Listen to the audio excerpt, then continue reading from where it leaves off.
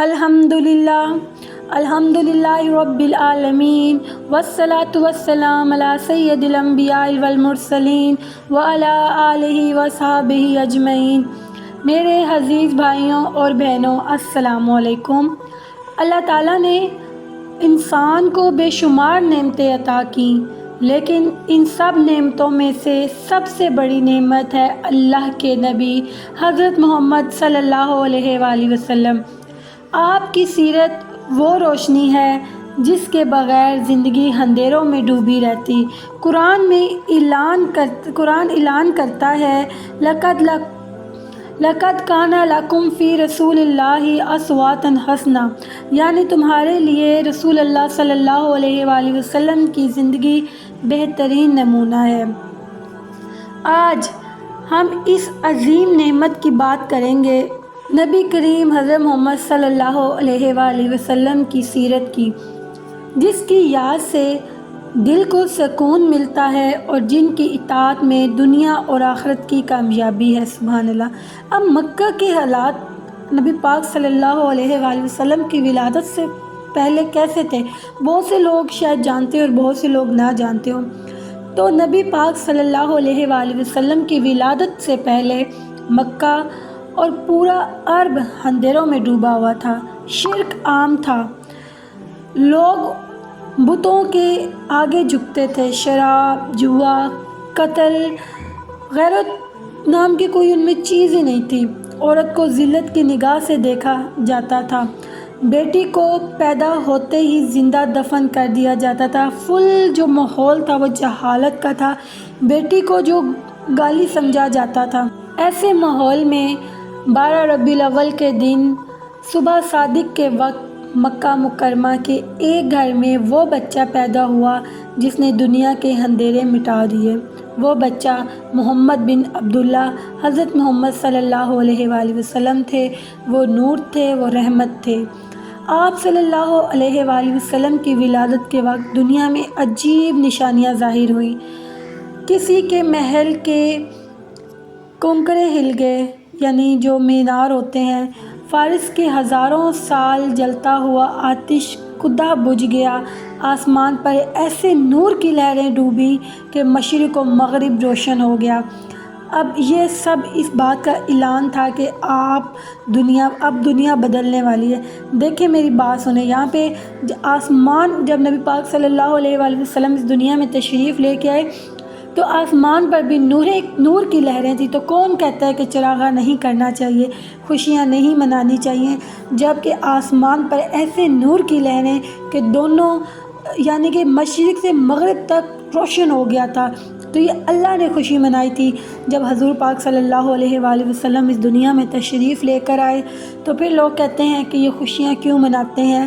میں ان کو کہتی ہوں کہ بھائی کیوں نہ خوشیاں منائیں، جب اللہ آسمانوں پر نور برسا رہا ہے، اللہ تعالیٰ مشرق سے لے کے مغرب تک روشن کر دیا ہے، تو کیا ہم اپنے چھوٹے سے گھر میں چراغاں نہیں کر سکتے؟ اور دیکھیں، جو اس دنیا جن کے لیے بنی، جو پوری دنیا کے اللہ تعالیٰ کے بعد ان کا مرتبہ ہے، جن کے لیے کائنات بنی، اب ان کی زندگی کیسے گزری ہے؟ آپ صلی اللہ علیہ وآلہ وسلم ابھی پیدا ہی ہوئے تھے کہ والد کا سایہ سر سے اٹھ گیا۔ 6 سال کی عمر میں، صرف 6 سال کی عمر میں والدہ بھی دنیا سے رخصت ہوگی۔ سوچو، جس کے لیے یہ دنیا بنی ہے اور وہ یتیمی کی زندگی گزار رہے ہیں۔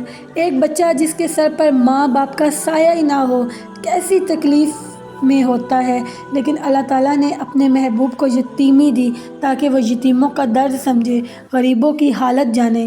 پھر دادا عبداللہ بن مطلب کے پاس رہے، دادا بھی جلد انتقال کر گئے۔ چاچا اور ابو طالب نے پرورش کی، مگر ان سب حالات میں اللہ اپنے محبوب کے ساتھ تھا۔ سبحان اللہ۔ اب یہ دیکھیں کہ جن کے لیے پوری دنیا بنی، انہوں نے زندگی کیسے گزاری۔ اب ان کی سچائی، صادق، ان کی جوانی، آپ صلی اللہ علیہ وآلہ وسلم کی جوانی کی عمر میں پہنچے تو پورا مکہ آپ کو صادق الامین کہنے لگا۔ سبحان اللہ۔ لوگ اپنی امانتیں آپ کے پاس رکھتے کیونکہ جانتے تھے کہ محمد صلی اللہ علیہ وآلہ وسلم کبھی دھوکہ نہیں دیں گے۔ جب حضرت خدیجہ نے آپ کو تجارت کے لیے بھیجا تو آپ نے ایسا کردار دکھایا کہ وہ بھی آپ کی سچائی اور امانت سے متاثر ہو گئے۔ پھر نکاح ہوا اور اللہ نے آپ کو ایک پاکیزہ زندگی عطا کی۔ 40 سال کی عمر ہوئی۔ آپ صلی اللہ علیہ وآلہ وسلم کی تنہائی پسند آئی۔ آپ غار حرا میں جا کر گھنٹوں عبادت کرتے تھے۔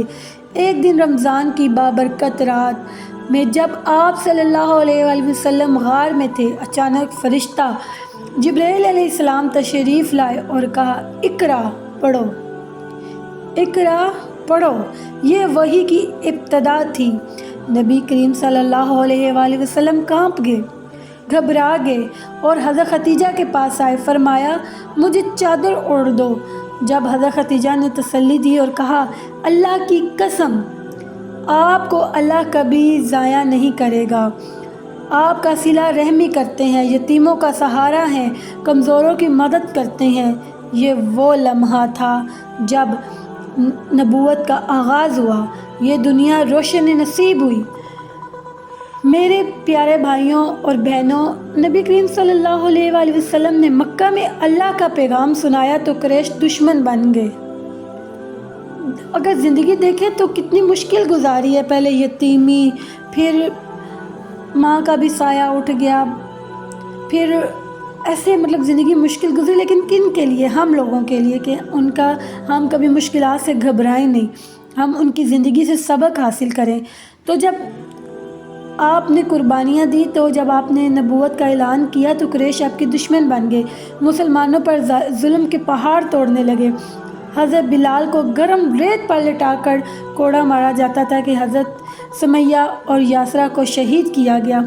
سب سے زیادہ جنہوں نے تکلیف پہنچی ہے نا صحابیوں میں سے، وہ حضرت بلال کو پہنچی ہے۔ اللہ کی قسم، اللہ کی قسم، اگر سورج میرے دائیں ہاتھ میں ہو اور چاند بائیں ہاتھ میں رکھ دیا جائے تب بھی میں اس پیغام کو نہیں چھوڑوں گا۔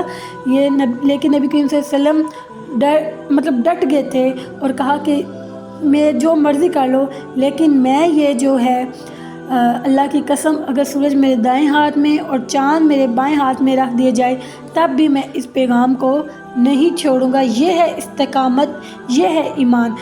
جب مکہ والوں نے ستایا تو آپ صلی اللہ علیہ وآلہ وسلم طوائف کے پاس گئے، مگر وہاں کے لوگوں نے پتھر مارے، جسم لہو لہان کر دیا۔ اس وقت آپ صلی اللہ علیہ وآلہ وسلم نے زمین و آسمان کو ہلا دینے والی دعا کی، اے اللہ میری قوم کو ہدایت دے دے، وہ نہیں جانتی۔ سوچو، ہم کوئی ذرا سا ظلم کریں تو ہم بدعا دیتے ہیں، لیکن نبی کریم صلی اللہ علیہ وآلہ وسلم نے دشمنوں کے لیے بھی ہدایت کی دعا مانگی۔ پھر اللہ کا حکم آیا، آپ صلی اللہ علیہ وآلہ وسلم مدینہ کی طرف ہجرت کی۔ مدینہ پہنچے، سب سے پہلے مسجد نبوی کی بنیاد رکھی، پھر مہاجرین اور انصار کے درمیان بھائی چارہ قائم کیا۔ پھر بدر، احد اور خندق میں اللہ نے فرشتوں کے ذریعے مدد فرمائی۔ احد میں صحابہ کی غلطی کے باوجود نبی کریم صلی اللہ علیہ وآلہ وسلم نے معاف کر دیا۔ خندق میں دشمن کا نام ہو کر بھی واپس چلے گئے، دشمن ناکام ہو کے بھی واپس چلے گئے۔ بھائیوں بہنوں، سیرت کا سب سے روشن پہلو نبی کریم صلی اللہ علیہ وآلہ وسلم کا اخلاق ہے۔ آپ صلی اللہ علیہ وآلہ وسلم بچوں کو پیار دیتے تھے، یتیموں کے سر پر ہاتھ پھیرتے تھے، غلاموں کے ساتھ بیٹھ کر کھانا کھاتے تھے، دشمنوں کو معاف کر دیتے تھے۔ فتح مکہ کے دن سب دشمن آپ کے سامنے تھے۔ آپ نے فرمایا، آج تم سب آزاد ہو، تم پر کوئی پکڑ نہیں۔ تو پھر